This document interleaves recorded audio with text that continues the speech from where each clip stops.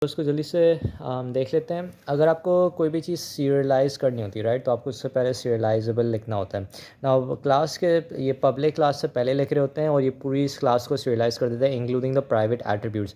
अगर आपको किसी चीज़ को नॉन सीरियलाइज़ करना है तो आपको उसके पास लिखना होगा नॉन सीरियलाइज्ड उस एट्रीब्यूट से पहले ना। ये सिर्फ एट्रीब्यूट्स पे काम करता है, ये मेथड्स और फंक्शंस पे काम नहीं करता। सो जस्ट नोट दैट ये सिर्फ एट्रीब्यूट्स पे करेगा, या इनको आप वेरिएबल्स या मेंबर्स भी कह सकते हो ना।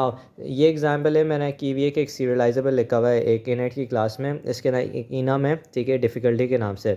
ये सीरियलाइज नहीं होगा ना, पब्लिक कंस्ट्रक्टर्स का होगा। इसके अंदर जो इसका वेरिएबल है difficulty starting equals to difficulty और मीडियम, ये होगा। तो अगर इसको हम सीरियलाइज़ करते हैं, XML में लिखने की कोशिश करते हैं, तो ये कैसे देखेगा, इनएट स्टार्टिंग मीडियम उसका एंड, फिर इनएट एंड। स्टार्टिंग वेरिएबल यहाँ से आया इनएट, क्योंकि ये इनएट ही क्लास है, और मीडियम इसकी वैल्यू है, ठीक है। नाउ अगर हमें डॉट नेट से अगर सीरियलाइज़ करना है तो हम सबसे पहले इसके अंदर 4 स्टेप्स करेंगे। एक होगा कंस्ट्रक्टर कॉल करेंगे, ठीक है, जैसे नॉर्मली कंस्ट्रक्टर कॉल करते हैं। सेकंड हम क्या करेंगे, सीरियलाइज का एक ऑब्जेक्ट बनाएंगे, तो XML serialize SER equals to new serializer, और फिर कंस्ट्रक्टर कॉल कर देंगे जिस ऑब्जेक्ट के लिए बना रहे हैं या जिस क्लास के लिए बना रहे हैं। फिर हम बनाएंगे राइटर, जिसके अंदर हो गया XML writer equals to new XML writer, और इसके अंदर हम पाथ देंगे, और दूसरी चीज़ उसका वो देंगे हम UTF-8 देंगे, ठीक है। तो स्ट्रीम पाथ आ देगा। अब सीरियलाइज और सीरियलाइज के अंदर हम क्या करेंगे, हम इसके अंदर चौथा स्टेप होगा कि हम इसके अंदर अपने SER जो हमने बनाया था ऊपर, और वो कन्फिग दे देंगे। तो 4 स्टेप्स हैं। कंस्ट्रक्टर होगा, सीरियलाइज का ऑब्जेक्ट बनेगा SER के नाम से, जिसके अंदर कंस्ट्रक्टर के अंदर वो जा रहा उसकी कंस्ट्रक्टर में इनएट जा रहा होगा, जो भी क्लास का ऑब्जेक्ट का वो करना है। तीसरा होगा आपके पास राइटर, जिसके अंदर स्ट्रीम और वो होगी UTF-8 के कहाँ पे बनाना है। और चौथा होगा कि सीरियलाइज, मतलब SER डॉट सीरियलाइज करोगे कहाँ पर, राइटर, यानी कि राइटर के साथ, और वो जो आपने पहले ऑब्जेक्ट बनाया था उसके लिए। नाउ अब अगर हमें ये एक एग्जांपल है, एक और एग्जांपल है जिसके अंदर हम XML से अब वो क्लास बना रहे हैं। तो इसके अंदर ब्रेकफास्ट मेन्यू है, फूड है, नेम्स है, एंड देन फूड है, फिर नेम है, and so on so fourth. तो हमारे पास नेम के अंदर वैल्यूज़, पहली वैल्यू है वॉफल, दूसरी है pizza, and so on so fourth. तो यहाँ पे आप देखते हैं कि एक ब्रेकफास्ट मेन्यू की क्लास बनेगी जिसको हमने सीरियलाइजेबल किया हुआ है। फिर उसके बाद फूड की अपनी बनेगी, तो ये फूड पे भी सीरियलाइजेबल आएगा ना। फूड दो हैं, तो इसलिए ये जो होगी ब्रेकफास्ट मेन्यू के अंदर, ये फूड की एक लिस्ट होगी, एक एरे लिस्ट होगी। तो हमने बना दिया public array list food equals to new array list.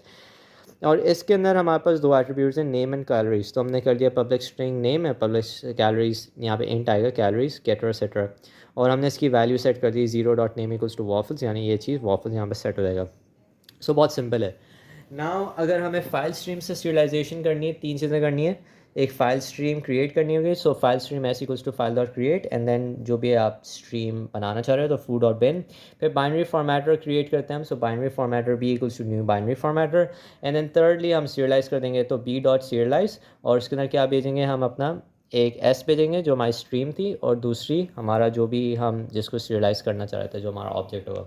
तो हमने फ़ाइल क्रिएट की, सीरियलाइज़ किया, सीरियलाइज सॉरी हमने फाइल स्ट्रीम क्रिएट की, हमने बाइनरी फॉर्मेटर बनाया, फिर हमने उसको सीरियलाइज़ कर दिया किससे, अपनी स्ट्रीम से, और अपनी उससे जो भी ऑब्जेक्ट बनाना था। डी सीरियलाइज का भी काफ़ी सिंपल है, हम इसके अंदर ओपन करेंगे, बाइनरी फॉर्मेटर बनाएंगे, एंड देन लास्टली हम उसको डी सीरियलाइज़ करेंगे कि हमें टाइप कास्ट करके अनबॉक्स करके हमें वो डी सीरियलाइज़ करना होगा यहाँ पर। सो यहाँ पे एक आखिरी चीज़ डिस्कस करता हूँ, ये लेफ्ट आउट हो गई थी, virtual methods, pure virtual methods और abstract methods. I don't know the difference between pure virtual and abstract method, लेकिन खैर प्योर वर्चुअल मेथड या एब्स्ट्रैक्ट मेथड दोनों की दोनों एब्स्ट्रैक्ट क्लास के अंदर होनी चाहिए। तो public abstract and then class का नेम, उसके अंदर एब्स्ट्रैक्ट मेथड हम डिक्लेयर कर देंगे public abstract void hello and then finish off, ठीक है। और ये बेसिकली वो होते हैं जो हर हाल में इम्प्लीमेंट होने चाहिए, और इनके ऑब्जेक्ट्स नहीं बन सकते, इस क्लास के ऑब्जेक्ट्स नहीं बन सकते। सेकेंडली आपके पास वर्चुअल मेथड्स क्या होते हैं कि अगर आपके पास कोई बेस क्लास होती है, बेस क्लास से इनहेरिटेंस हो रही थी, तो जो बेस क्लास का होगा वो फिर हर जगह इनहेरिट हो रहा था। अगर हमें उसको उस बिहेवियर को ओवरराइड करना है कि अगर डिराइव क्लास का कोई फंक्शन चलाना है, तो हम उसको ओवरराइड कर देंगे। तो उसका सिंटेक्स ये है, पब्लिक वर्चुअल जो भी उसका रिटर्न टाइप है वॉइड हेलो, एंड देन हमने उसके अंदर कर दिया कंसोल डॉट राइट लाइन, और फिर इसकी डिराइव क्लास के अंदर हम क्या कर रहे हैं, हम उसको ओवरराइड कर रहे हैं। तो हाँ, इसके अंदर अब वर्ल्ड आउटपुट होगा।